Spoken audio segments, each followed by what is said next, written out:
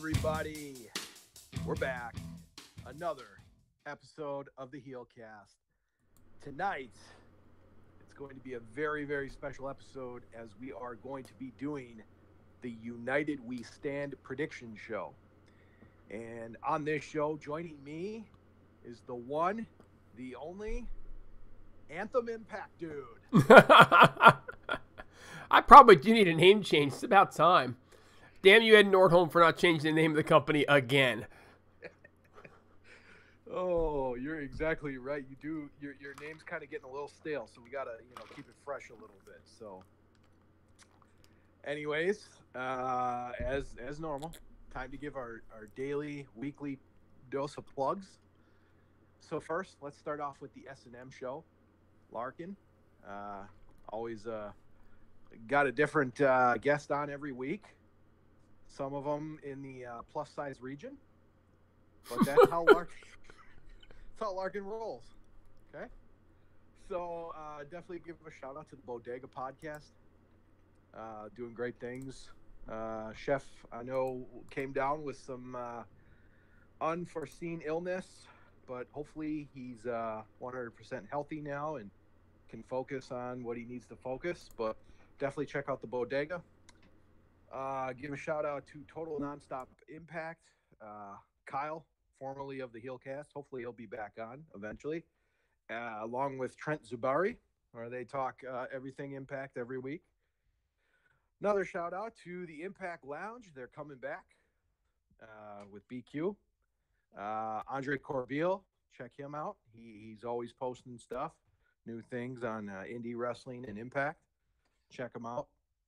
The Wrestling Perspective with Petey Williams. Check him out.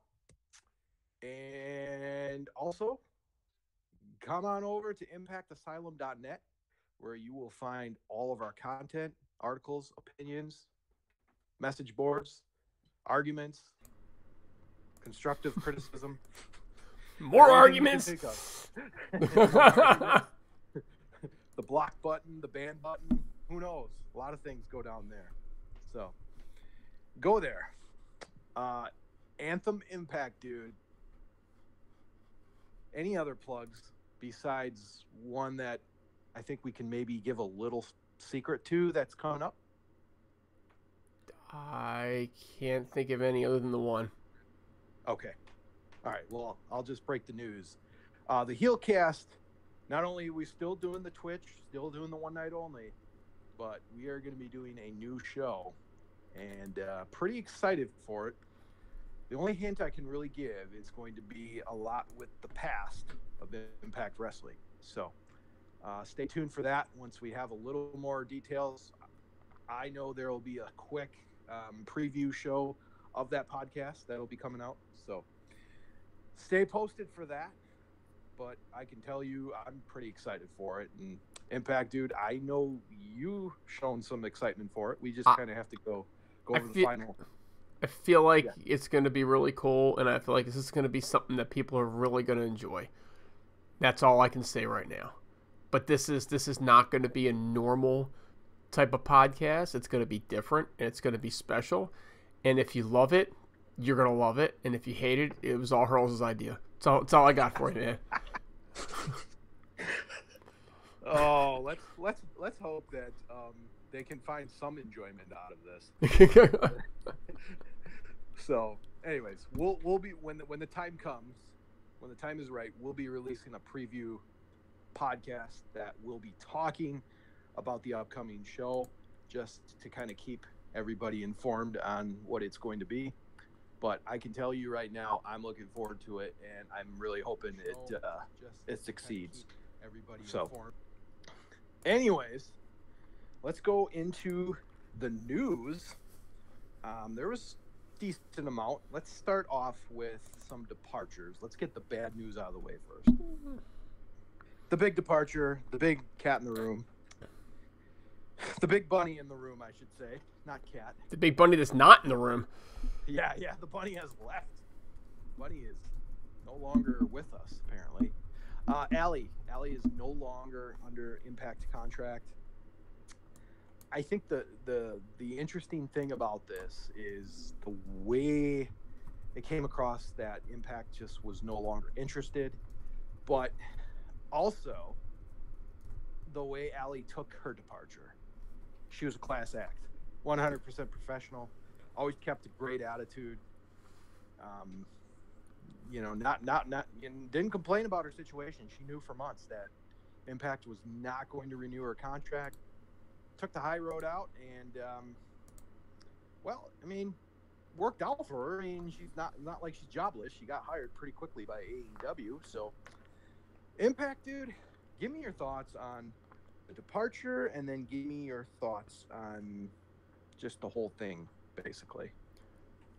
A little shocked, to be honest with you. I felt like she was going to be one of the stalwarts of the division for quite some time.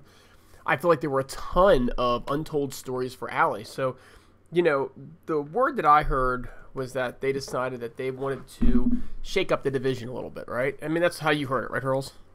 Yes, that's exactly what I heard. They're shaking up a division where, when she arrived, there was one match that everybody was looking forward to. One feud that everybody was looking forward to. Hurls, who was that?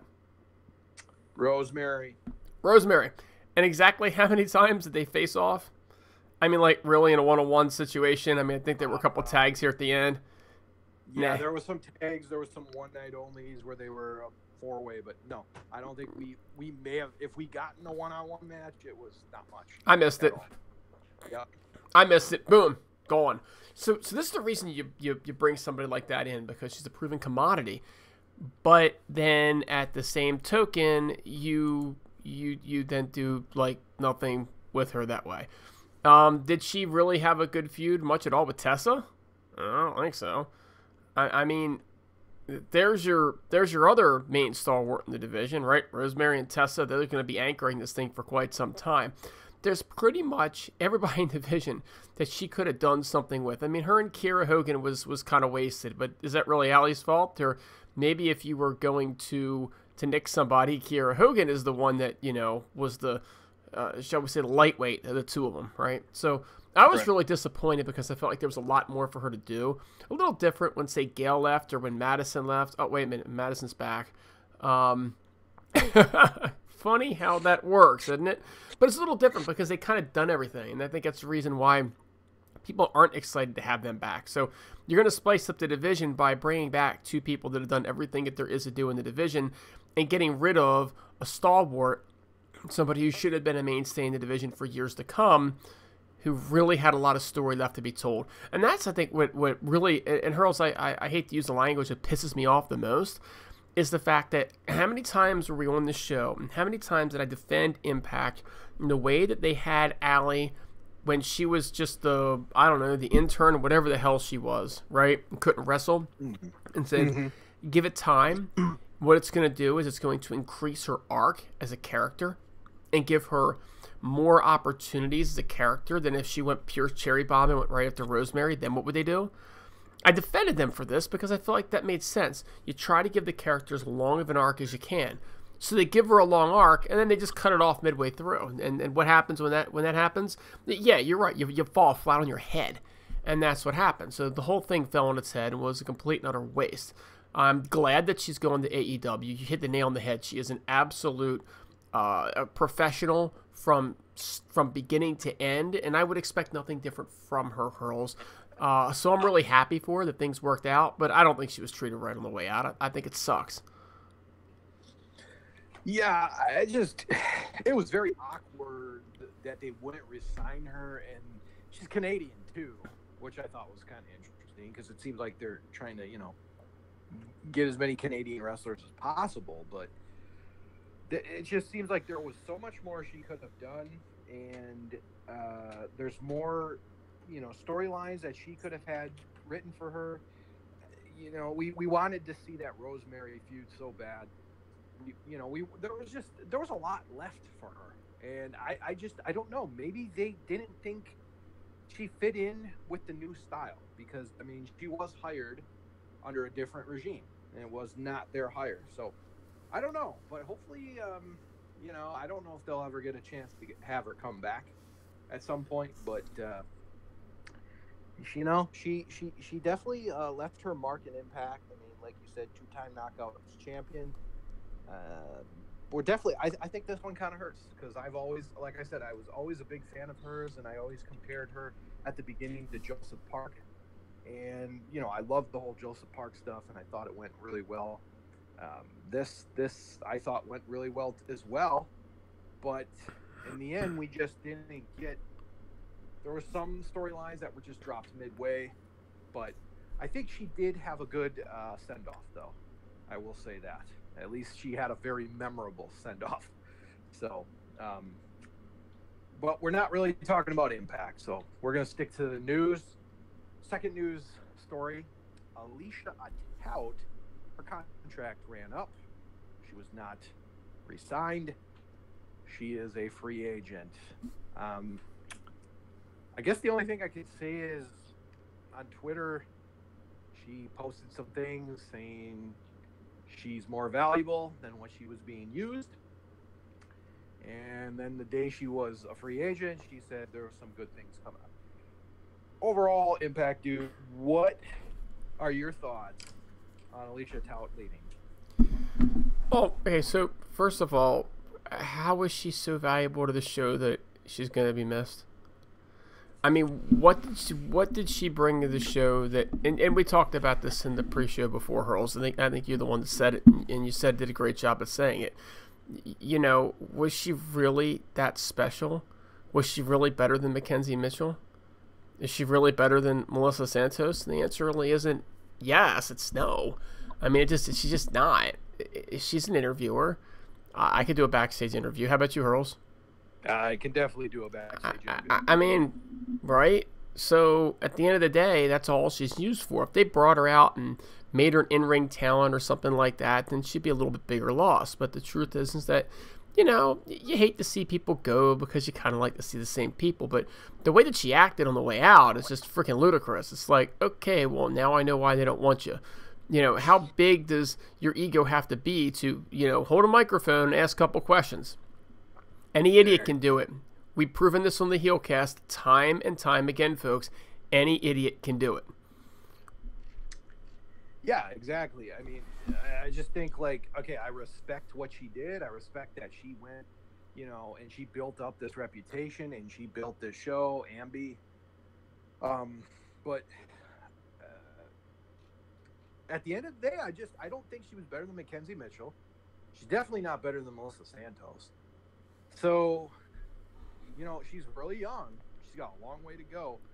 But she was just another pretty face holding the microphone. And you got to be a little better than that. I think her interviews on her own page, are more towards her skill set. And I don't think necessarily they translate well to the national TV audience.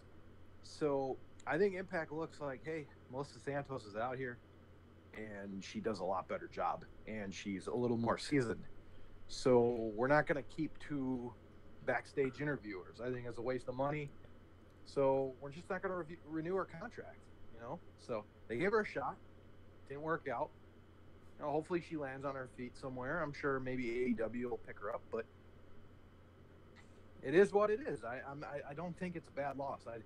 It's definitely no Allie, Exactly. I mean, it's not like she was Mean Gene Okerlund. I mean, Mean Gene Okerlund leaves, you got a loss, right? Oh, yes. That's a big deal. Outside of that, it's kind of like, who's second at doing backstage interviews to Mean Gene Okerlund?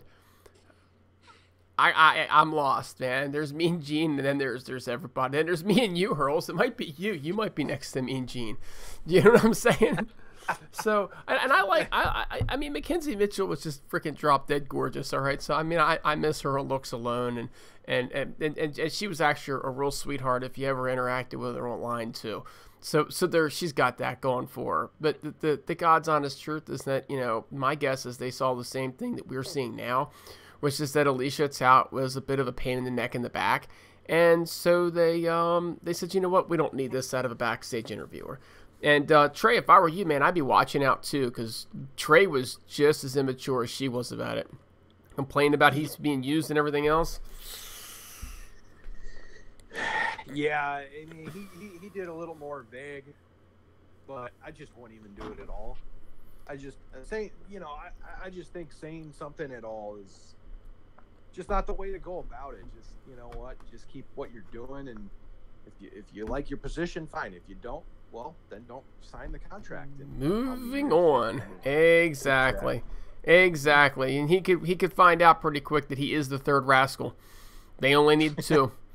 And they could fill that role with another rascal real easy. So, Trey, if I were you, man, I'd just be like, you know what I mean? Happy with what I've got, and happy with the fact that I'm being featured on television. And I don't know, man.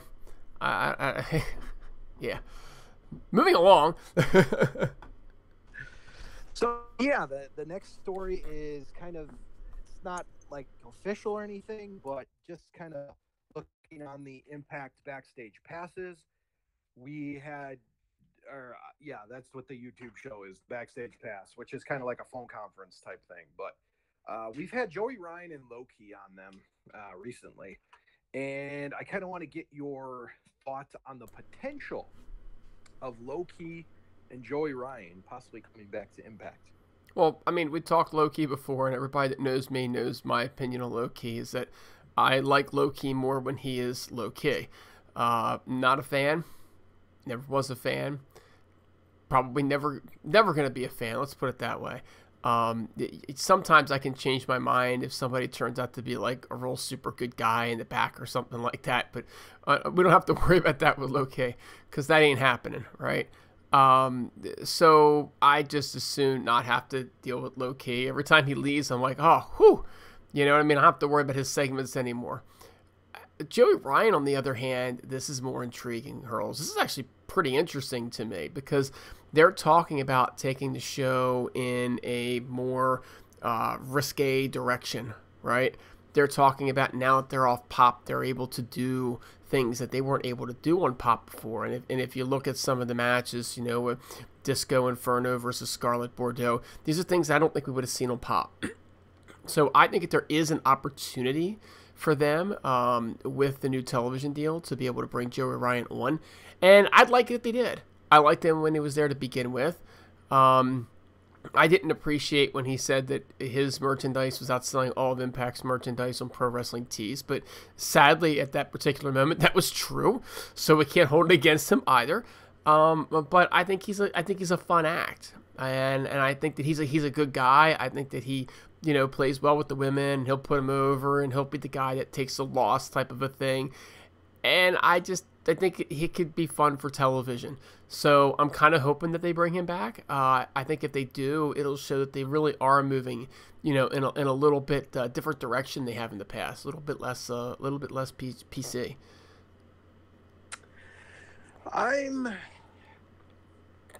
not a huge Joey Ryan fan. I liked him more so when he was in Impact the first time because I thought his gimmick wasn't so over the top. I thought it was nice and subtle. I mean, granted, Joey Ryan's subtle.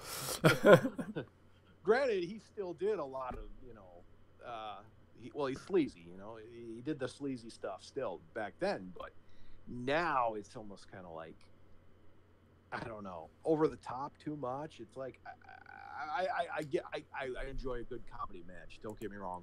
I'm just trying to wonder what they're going to do though, if they do bring him in, and what kind of division they're going to use him in and whatnot. So, I mean, cool if they bring him in. I don't know. The dick flip thing, I'm not a huge fan of that. I like to at least be somewhat, what's the word I'm looking for? Realism. I'm looking for a little more realism than that. And I think when you bring him in, all realism's out the window, basically. So, I know he loves to wrestle women too, and that's fine. I mean, he can. I love to wrestle women, don't you? I mean, right? Well, what kind of wrestling are we talking about now? Any kind, dude. Does not matter at all. Well, okay, is he going to be the Andy Kaufman of Impact Wrestling? I mean, is he going to be kind of like that? I mean, he could be, but the guy has good mic skills. I know he does. I mean, he can be a serious wrestler. So maybe I would just like to see him maybe change up his gimmick a little bit and maybe go a little more serious. I don't know. But he for me personally, it's just if they bring him in, fine. But he's not going to like make or break my excitement level, for a new wrestler coming in. I just want to say BQ's out there smashing you right now, and I quote: "Hurls loves over the top sleazy. Who is he kidding?"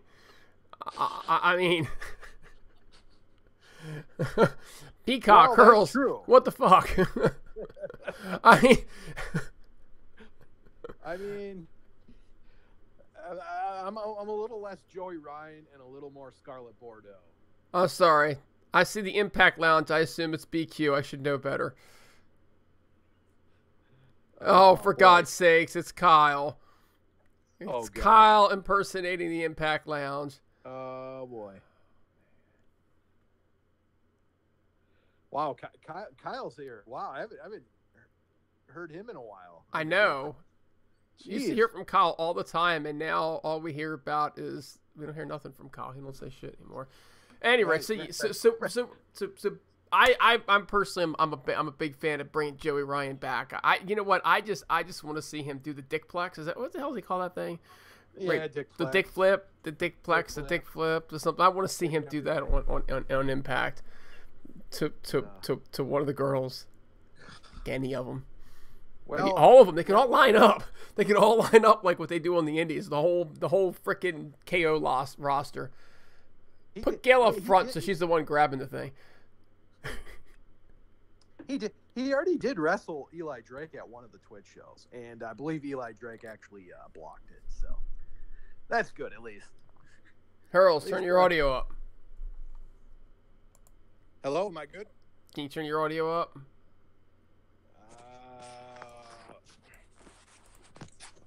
Hold up. How's that? Better? Oh, that's bad. That should be better. That should be better. I got you jacked all the way up on the feed, so we should be good. That's for Peacock. Okay. Anyways, Joey Ryan, I don't really. It's not make or break for me to sign him. I'm just. It is what it is with him. Low-key, because you're not going to say any more on low-key, correct? No, I said enough. Okay. I said too much. How many chances does this guy get?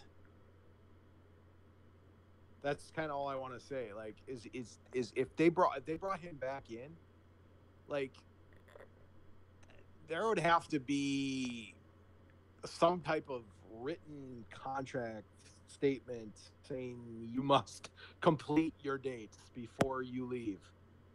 So I don't know. I'm not really keen on him coming in. I know Impact has tried to bring him in even before. I believe they wanted him for Bound for Glory this past year, and he turned them down. But now that Impact and MLW are working together, there's more, I guess, mutual interest there. So we'll see.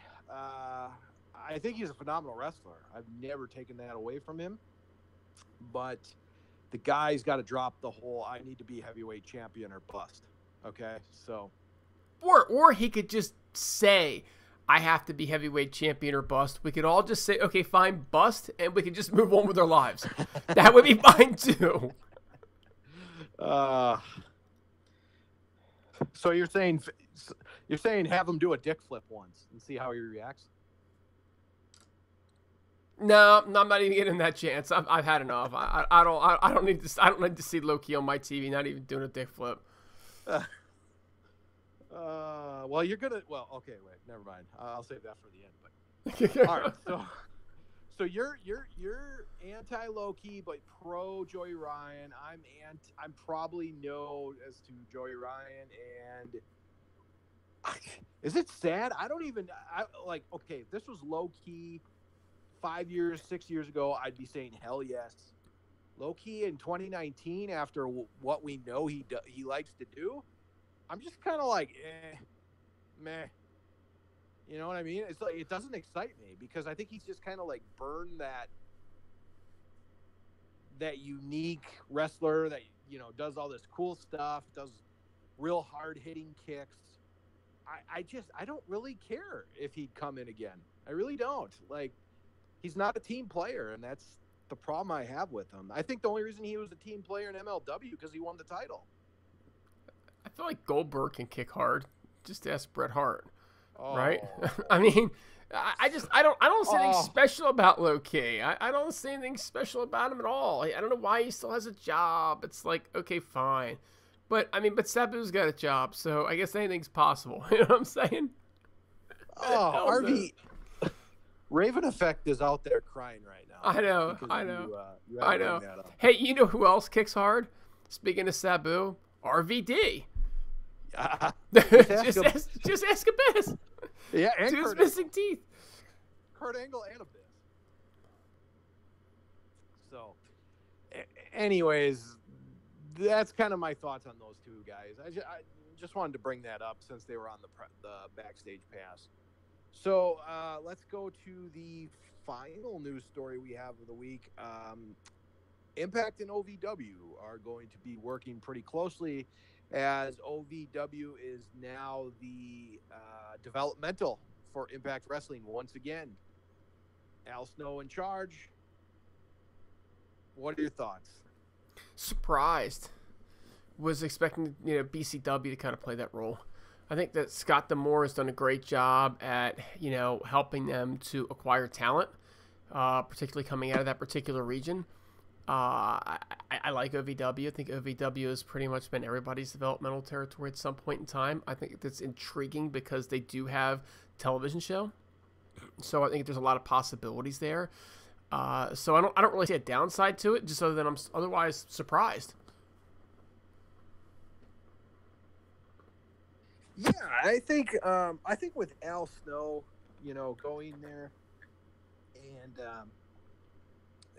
or Al Snow taking it over, I think it's, Al Snow worked with Impact for quite a while. I think it was probably at least five or 6 years, and I think it was kind of when he got released, he was professional about it. He said it is what it is. They wanted to get their own agents in there, but I think now with D'Amore there and them wanting to work more closely with independent wrestling companies, I think it was a perfect opportunity. OVW's got the name, and they've been around for so long. They've kind of been known as the developmental promotion. So I say, why not? Why not do it? I think it's a good move, and I think we're going to see, some pretty cool stuff. I'm hoping that we get the weekly OVW TV shows on the GWM. I think that would be a good move. And then I would like to see some wrestlers go down there that Impact has signed, and then we can kind of start following along. And that could be maybe your kind of your second TV show. You could bring some guys that don't get a lot of time on Impact. You could put them on OVW. I think that would be a really good move, and I'm pretty happy about this. So. But BCW definitely needs to still be a main focal point of Impact. I think they definitely need to be a lot of the Twitch and one-night only show still, because the BCW roster is super talented. It's got a lot of guys that are main roster ready, and I'm still hoping. I really loved a lot of what Impact's done. Bringing in Madman Fulton, Josh Alexander, Ace Austin. I think all three of those guys are deserving.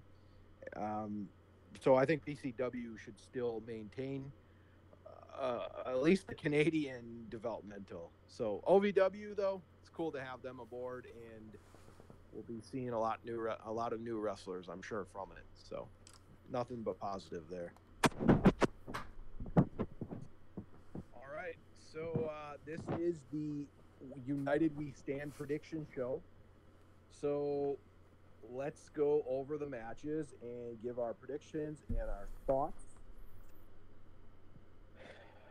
First, we're going to go with Team Impact versus Team Lucha Underground. On Team Lucha Underground, we have Aerostar, Drago, King Cuerno, and Daga versus Team Impact, which is Brian Cage, Eddie Edwards, Moose, and a wrestler to be determined, which I don't think we have right now. Correct? We don't know who that fourth guy is going to be. No, we do not have it. Okay. I don't believe so. Okay. Who you got in this one? So let me ask you a question, Hurls. I'm not trying to be a dick here, but is there really such thing as Lucha Underground anymore? I don't think there is. So, yeah, Peacock, I'm with you, man. It better be Eli Drake as the fourth guy, buddy. I'm spot on with who it should be. So my question is, if there really is no Lucha Underground, how does Team Lucha Underground beat Team Impact? And they did beat them last year, right? So they did, yes. If we think about it, and it's Impact's turn to win, there is really no Lucha Underground right now, so it's probably Impact's year. So I'm going Team Impact. Yeah, I think this one's got to be Team Impact winning this one, and Eli Drake definitely should be the fourth. And there's I mean the Lucha Underground team's pretty talented. Drago, I'm a huge fan of. Reminds me of a WCW great, Ultimo Dragon, one of my favorites. King Cuerno, finally we get King Cuerno again, who's way more entertaining than El Hijo del Fantasma. Oh, why we didn't get King Cuerno to start off, but gosh, we should have got him. Daga, he's Tessa Blanchard's boyfriend. Aerostar, we've seen what he can do. He's pretty amazing. I thought it was Marty the Moth, and not I guess Marty the Moth didn't make it, because I've been hearing that Phantasm was going to be there, but I'm also seeing Marty the Moth. Oh, well, maybe King Cuerno got pulled. I don't know. Let me get on Impact's website. They make it so hard to figure out, like, what the matches are. Yeah, nope. Now they've updated it and they've got King Cuerno. So there you go. Okay. It's been up. The graphics been updated. This whole pay-per-view has been nothing but a bunch of subject due to change, right? And that's Twitch to fight. We've had so many different wrestlers being replaced for other wrestlers, so it's been kind of crazy in that sense. But okay, I'm thinking this will be an interesting match. But if you look at Team Impact's team, you got Brian Cage, Moose, and Eddie Edwards. All three guys are way bigger than anyone that's on Team Lucha Underground. I think this could be.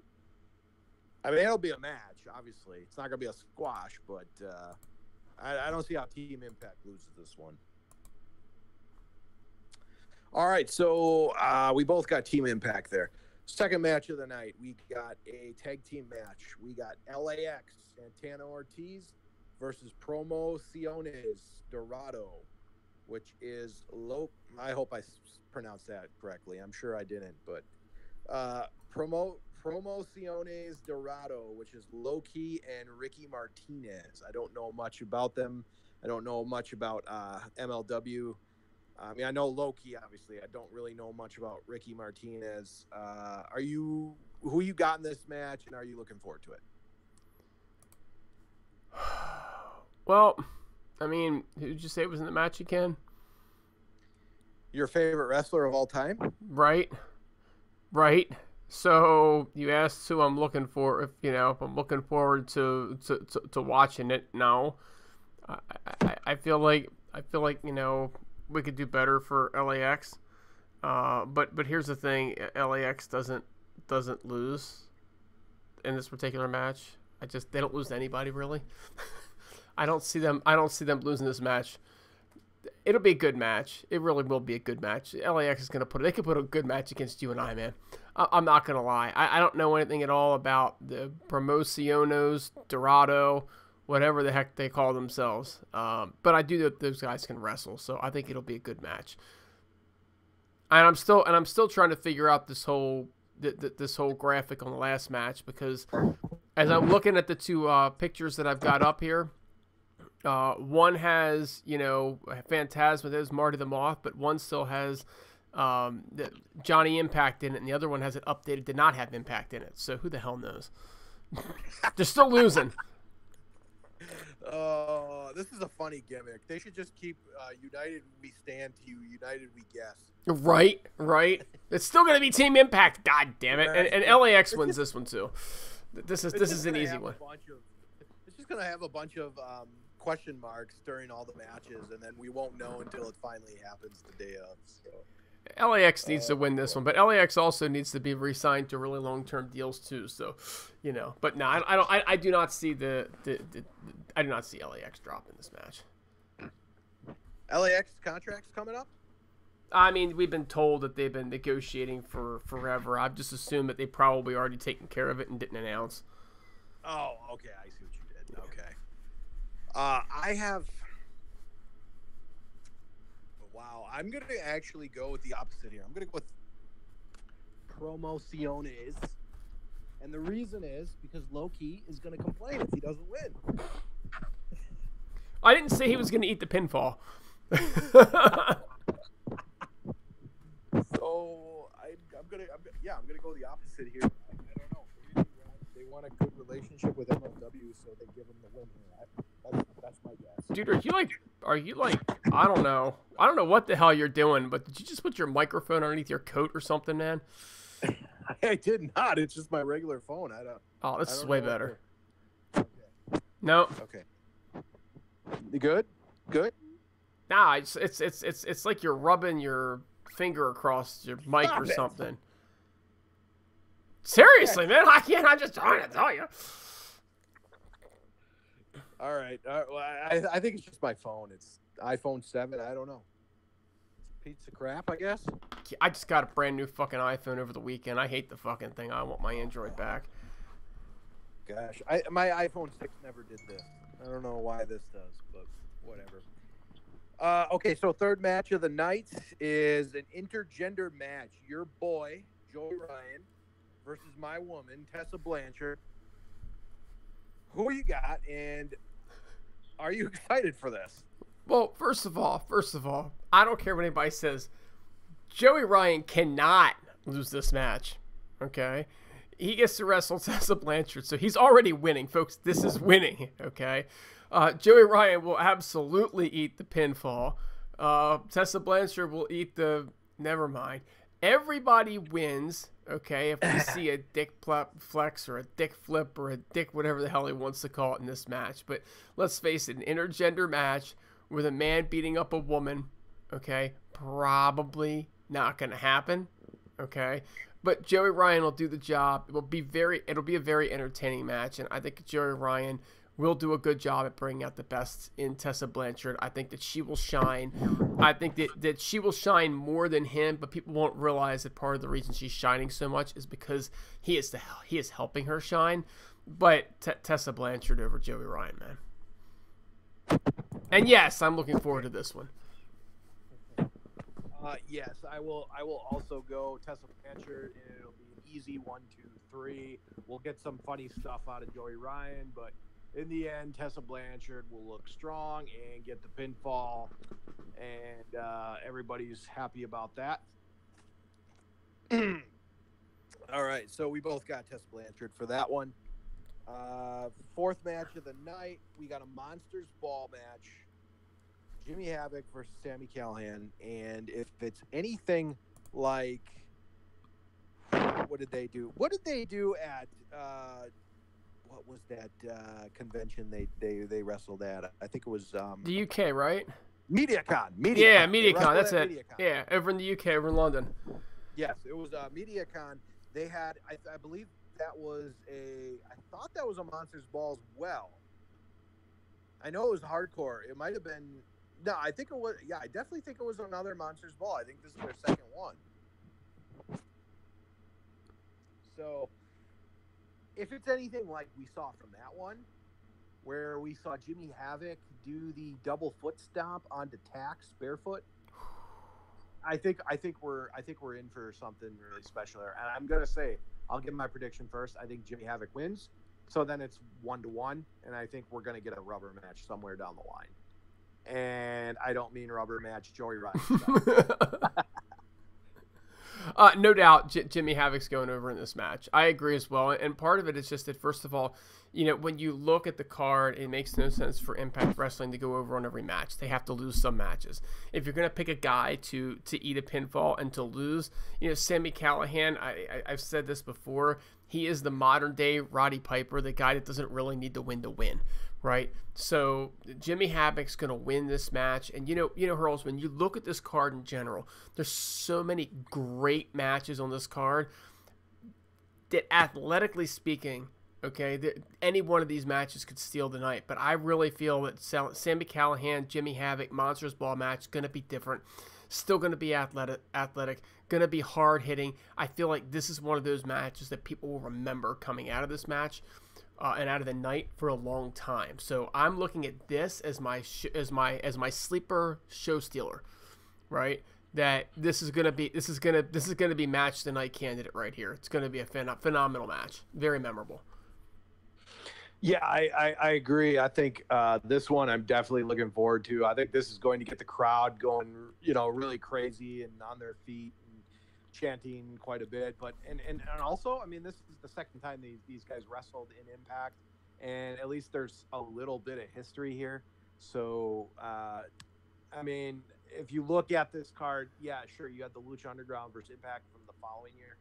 But this one, you know, it's another rematch. So I think this one is one of the more anticipated matches in this pay-per-view. So I will go Jimmy Havoc. You will go Jimmy Havoc. We both got Jimmy Havoc. Let's go to the fifth match.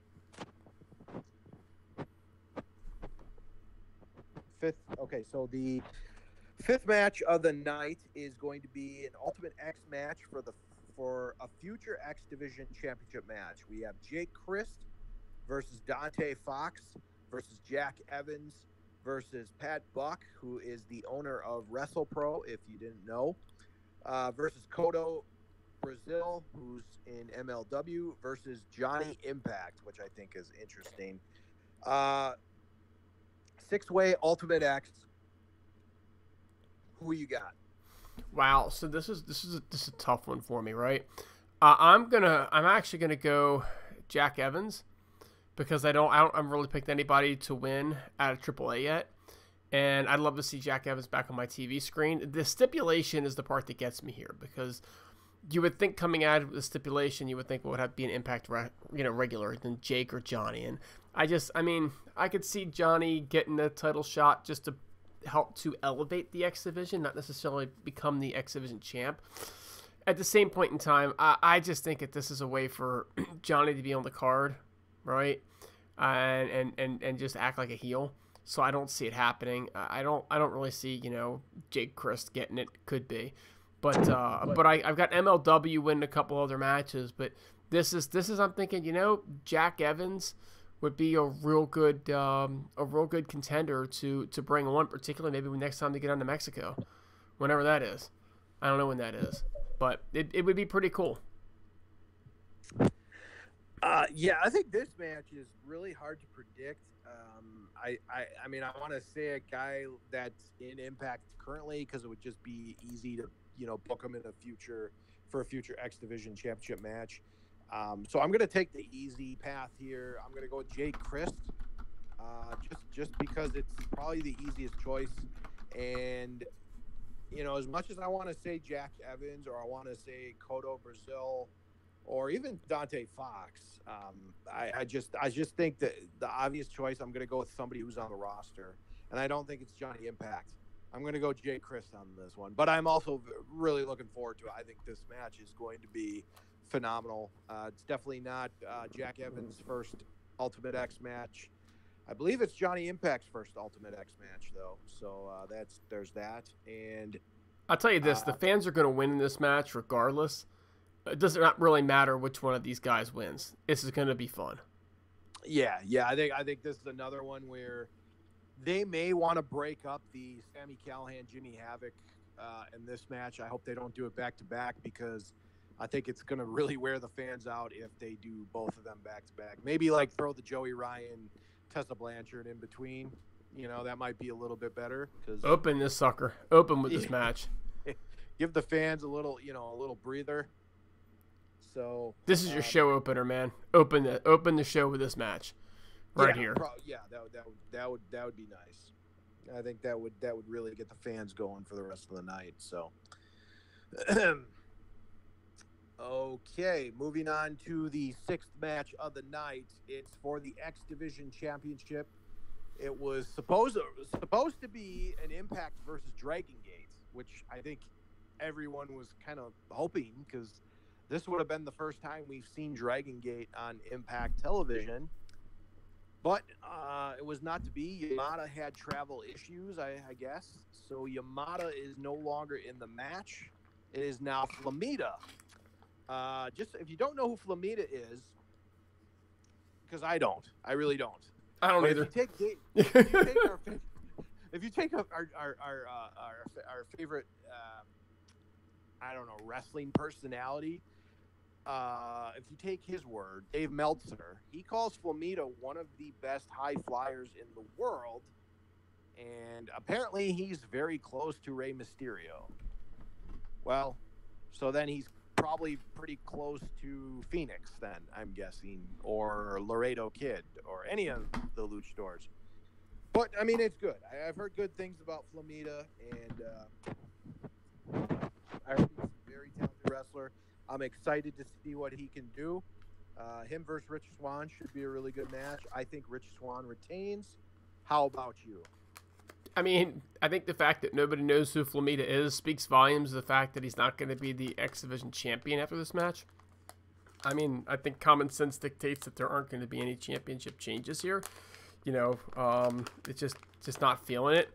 There is television taped in the bag, and it's kind of hard to explain to a live audience, whether you've watched the spoilers or not. It's very hard to explain to a live audience how come the person that walked out of the last set of tapings didn't walk in as the champ, right? and I don't think Flamita was at the set of tapings. Maybe he was, right? I don't know. But the common sense dictates that there aren't going to be any championship changes here. So I'm going with Rich Swann, and this would be my safe pick of the night. Hurls, if this was one of your things on Facebook, right? This would be where I would give this is it 1 that you get the most points for, or is it 8 you get the most points for? It would be 8. 8. Okay, so all 8 points, right? 8 points for Rich Swann over Flamita here. Yeah. Yes. That's definitely definitely going to happen.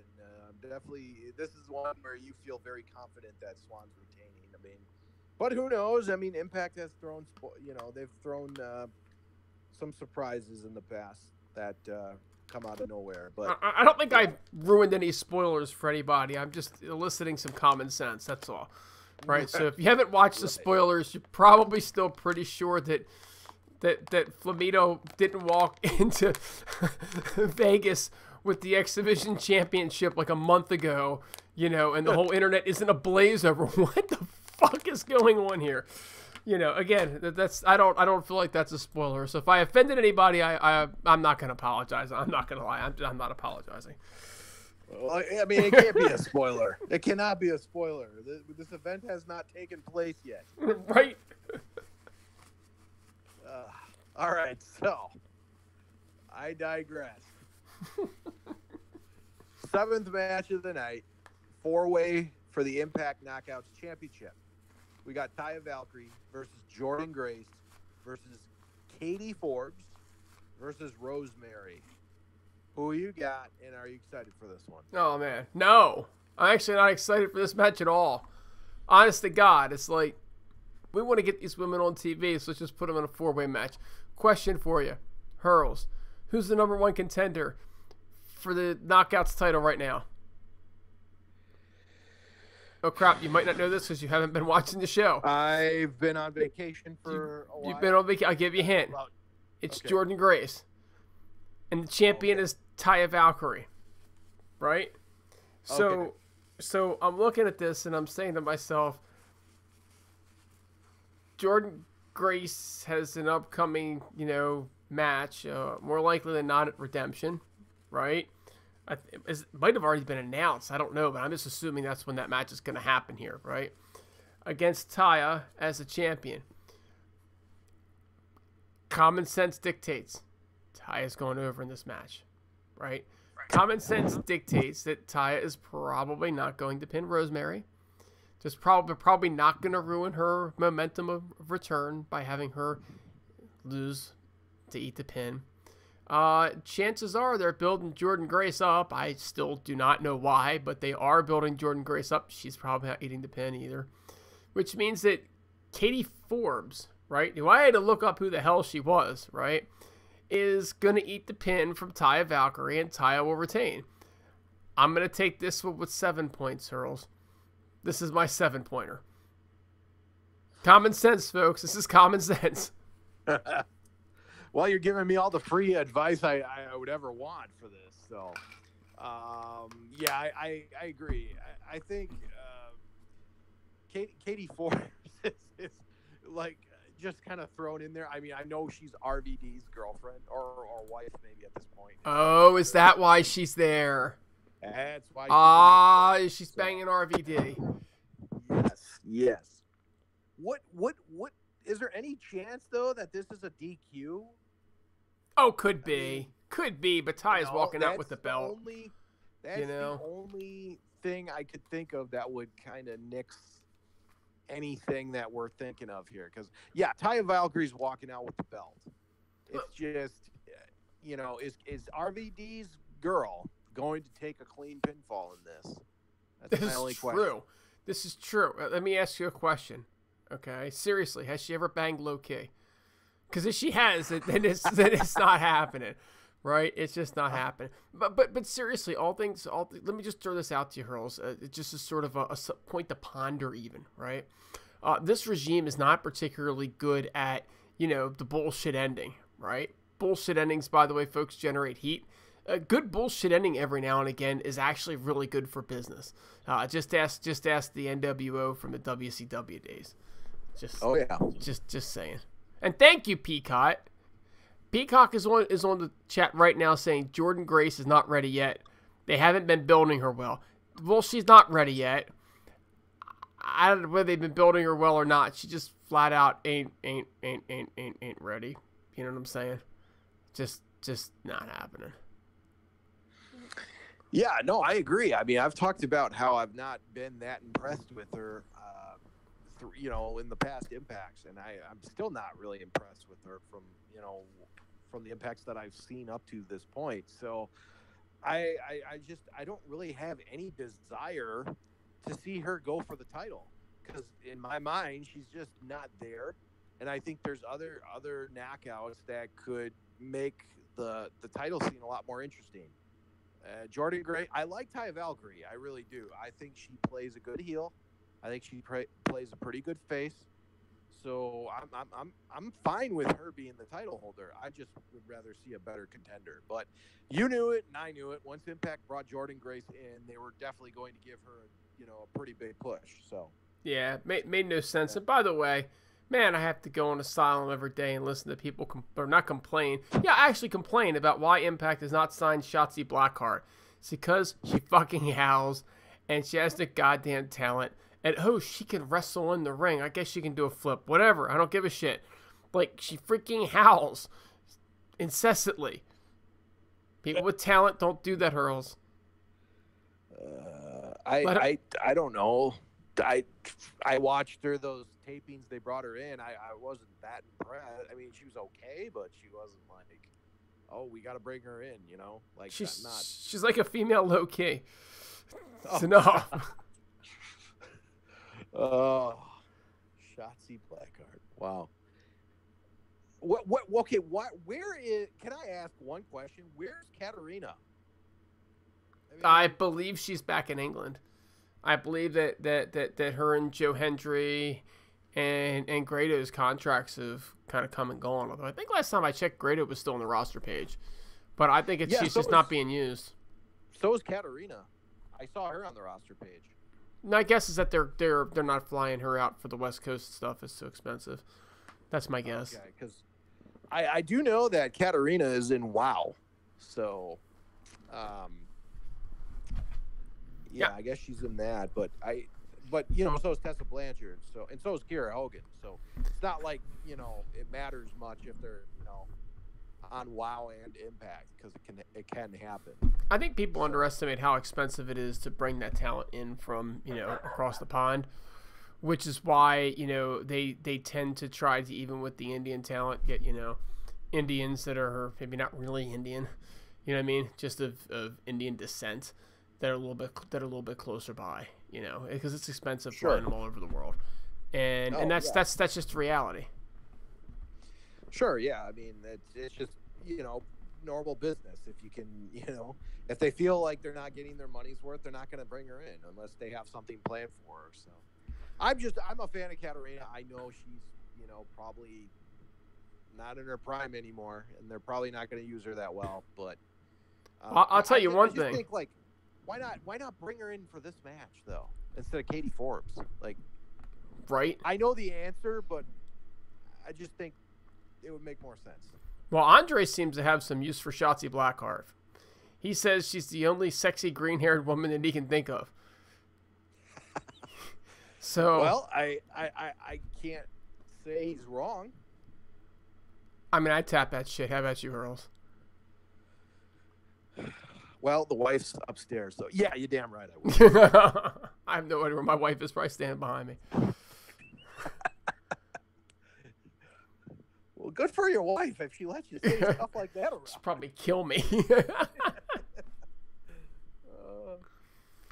Oh, shit. So anyways, let's go to the main event. This is, in my opinion, probably the match of the night, that or the Monsters Ball or the Ultimate X, but it's tag team match, Extreme Rules tag team match, Phoenix and Pentagon Jr., the Lucha Brothers, versus Rob Van Dam and Sabu, former ECW tag team champions. Where's your excitement level for this, and who you got winning? Wow. First of all, the excitement level is difficult. I always love the matches, right, where the old Grizzly vets get in there with the young bucks, right? And it basically, yeah, you guys can do everything, but let's show you how it's done. And how the crowd always goes to the Grizzly vets. Give you a hint and date myself here, but years ago, Guns N' Roses was the hottest band in the world. And they were doing a tour with Aerosmith, and they came to town.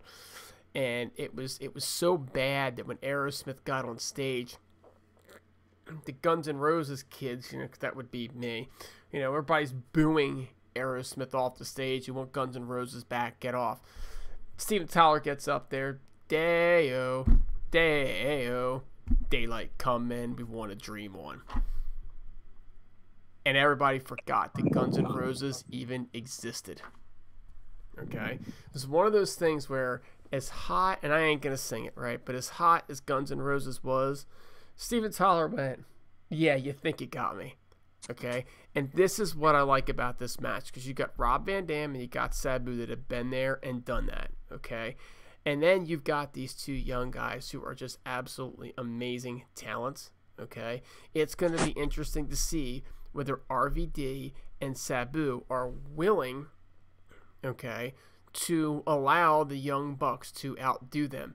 Remember a particular match? Hollywood Hogan versus The Rock. Okay? Rock went over in that match, but we all know Hogan really is the one that went over. Okay? Because as great as The Rock was, he just couldn't eclipse Hogan. And I see this as being that kind of a match. The difference is RVD and Sabu, they're not Aerosmith and they're not Hogan. Okay? So in terms of the excitement level, it'll be interesting to see how well those two perform in the match. Okay? And how they have the crowd at their fingertips. If they have the crowd behind them 150% like you would expect that they would, this is just going to be an awesome main event. If they don't, it's going to be two old guys with no gas against a couple of young guys who are going to tear them apart. Winning, I'm going to go crazy here. I'm going to go against the buck, and I am going to take RVD and Sabu And I'm going to take them because I think that's what the crowd is going to want to see. And also, I think that we're going to see more of RVD. He said so on a press pass that there were plans for him, or an interview or something. He said it somewhere. And I think that RVD and Sabu are going to go over in this match, and it's going to lead to at least more RVD. Probably not more Sabu, but at least more RVD. Yeah, I mean, RVD, from all accounts, I mean, the last time he wrestled on national programming, I want to say was late 2016, early 2017. I mean, not much was really changed from when we saw him in Impact last, and I want to say that was 2012. Sabu, I haven't really seen much of Sabu lately. I don't know what he can still do. He is 54. RVD is a little younger. He's 48. So, but you know what? Sabu's that kind of guy where he probably still can go. He's that crazy. He's probably still going to attempt crazy stuff, and it's Extreme Rules. So that kind of nullifies a lot of things. I think they can use weapons. They can use whatever they want. And I think this is going to be a very, very interesting match. I think it's going to be awesome. I'm going to pick the Lucha Brothers. This is where I'm going to differ from you. I think the Grizzled Vets can definitely win this, and it wouldn't shock me. But I got to go with the Lucha Brothers winning. But it's definitely the safer bet. I mean, let's face it. It's definitely the safer bet. I'm on a limb here by going with the Grizzly Old Guys. And here's another question. Did RVD get Jericho's money? I don't think anybody gets Jericho's money. I think he gets his own damn money. I don't know how much money they're paying RVD. It always bugs the crap out of me when they say, I got this guy's money, I got that guy's money. You know, you get paid to draw, and in theory, you're being paid because you can draw. So you can have RVD and Jericho. They can both draw people and draw different people. So I just, going back to that RVD interview, he did say Impact has RVD money, yeah. Yeah. Just less than Jericho money, by the way. But hey, we'll take it. We don't care. It was a compliment. Right, exactly. I'm just happy to see RVD back. I think he's always been one of my favorites. And Sabu, I've always liked him, even in ECW. Remember, he was supposed to come into WCW, and he was kind of held hostage with the ECW contract, and he never got to come into WCW. But that's just too bad, because I wonder how he would have been used. But I was always a big Sabu fan. The guy was crazy, wrestled a crazy style. The stuff he did with the chair onto the springboard, that was just awesome. So, huge Sabu fan. This is going to be a really fun match. I think it's going to send the fans home super happy, and I think this has potential to be a really, really fun pay-per-view, despite not really having any storylines. So I'll be ordering it. And now I want to know the big question. No. Still no. Really? Still no. Say the question? Go ahead, ask the question. Anthem Impact Dude, 4 weeks ago, you said you will not be ordering this pay-per-view to give Impact the message, don't fuck with me. Has that attitude changed one bit? Well, I already answered the question then, didn't I? No, look. I said it a million times. I'll say it one last time. Okay, look, and I don't mind going on talking about the show a little bit here, right? But the thing is that if you want your customers to continue to be customers, be honest with them and upfront. If you wanted to charge $40 for the pay-per-view, just say, I'm charging $40 for the pay-per-view. Lord knows, Hurls, I have put out $40 for their pay-per-views. God only knows how many times. Why would this one be any different? Why? Why would it be any different? The answer is it wouldn't be any different. But because they screwed with me, because they said, well, you know what, we're going to charge you now just because we think we can. They're not getting my $40. I'll give my $40 to somebody else. I'll donate it to charity or something, but they're not getting the $40. Not on this one. Redemption is a bit different story, because they said they were going to charge for redemption to begin with. But no, I'm not paying for it. I'm not going to watch it on a free thing either. So I should say I'm not going to watch it. But you would have an argument to do that though, because it was supposed to be free to begin with. Yeah, but it's not free, so it's still like stealing. Okay. I mean, like I understand that, but it's kind of like, you go to the mechanic and they tell you it's $100 and the bill comes back at $150. You still got home the $150. You know what I mean? Unless you told them, if you go over 100, you gotta pay. You call me, and they typically pay you make you pay anyway. So no, I'm not interested in screwing them. I'm not gonna be like, trying to live stream it on the internet to say ha ha ha, so you can't make any money off of it. I don't have a problem with them making money. All these imbeciles online think that I don't want them to make money or complete and utter dipshits. I want them to make money. That's why I want to send them a message so that they don't screw with the fans. The reason this company is where it is because they continue to screw with the fans and have been doing so for the last 10 years. This one irks me. So no, I'm not going to buy it. All right. Well, clearly have not changed my mind. I mean, that answers that. I held off asking if you're going to buy it. I wanted to wait till the end once we, kind of went through this pay-per-view and whatnot. But it's a fair question because I was very, very, very vocal about it before. And if I suddenly change my tune now, that says a lot about me as a man. And I still feel the exact same way. Don't screw with your customers. That's how you stay in business. Treat your customer like gold. Your customer will treat you like gold. And everything will be fine and well and dandy. Don't go screwing with them. Well, I definitely agree. I thought that, these past 2 years, the two WrestleMania shows they've done, I thought they both probably should have been on pay-per-view to begin with because of how, great the matches were. I will be buying it because I'm a sucker. And, yes, you are. Yes, you are. And I like Impact Wrestling, and I support them, even though they screwed me, and they said it was going to be free. But I will be buying it, and we'll be doing hopefully a reaction show. I don't know when. Hopefully it'll be right after the event. Well, it probably won't be right after the event. That thing doesn't get done till 3 a.m. Right. But that's the other thing. I'm not staying. I wouldn't. Well, and this, to be fair, I would not have been watching until 3 a.m. I would have watched it on a replay. I would have bought the replay. I just want to be brutally honest here, folks. I was never going to stay up and watch the show regardless, but I would have paid for the replay. That's how I typically would work. I got to work in the morning. This thing is okay. So for you, it starts at 11. Mm-hmm. Am I right on that? Mm-hmm. And then for me, it starts at 10. So the pay-per-views are generally 3 hours. So 1 a.m. gets over for me. 2 a.m. gets over 2 a.m. so for me. When I say 3 a.m., that is not far off. That's like Newfoundland time, right? That's that whole. And I was actually in Newfoundland time not too long ago. I was right near New Brunswick where I went snowmobiling a couple weeks ago. Oh, gosh. Totally screwed up my phone for a couple of days. It was in the wrong time zone. But, yeah, so that would be 3 a.m. that time. Yeah, it's called Atlantic time zone, folks. Wow. So can we – I guess that wraps up the show then. That's all I really got.